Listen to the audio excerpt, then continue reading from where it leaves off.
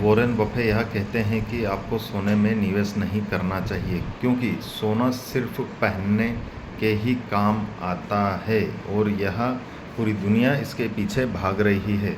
परंतु उनका दूसरा यह कहना है कि आप ज़मीन खरीदिए, ज़मीन में आप खेती कर सकते हैं, ज़मीन पे आप मकान बना सकते हैं, ज़मीन पे आप दुकान बना सकते हैं, जिससे आपकी रोजी रोटी चल सकती है।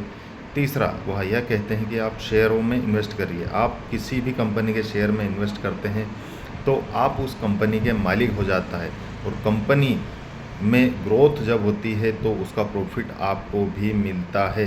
परंतु मेरा यह मानना है कि गोल्ड भी एक अच्छा निवेश हो सकता है। आप फिजिकल गोल्ड ना खरीदिए, जैसे कि हार हुए, चूड़ियाँ हुई या कुछ भी सोने की चीज़ें ना खरीदिए, क्योंकि आप उसमें मेकिंग चार्ज देते हैं, जीएसटी देते हैं।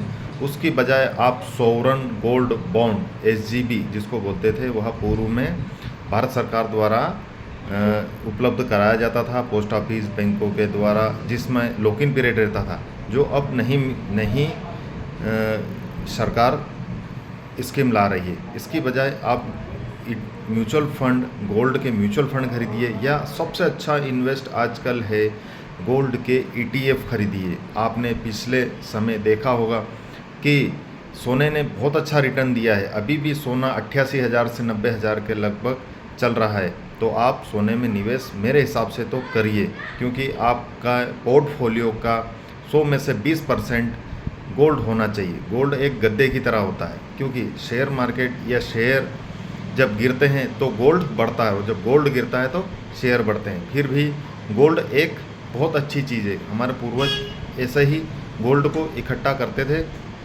ताकि बुरे समय में घर में काम आए। परंतु आप फिजिकल गोल्ड ना ले, ईटीएफ गोल्ड ज़रूर खरीदें और अपने पोर्टफोलियो में रखें, क्योंकि एक साल में अगर आपको 10% 12% ही उसने रिटर्न दे दिया तो बहुत अच्छा रिटर्न होता है। जब वह कंपाउंडिंग होगा 5 10 साल 20 सालों में, तो आपका पैसा बहुत अच्छा बन जाएगा। धन्यवाद।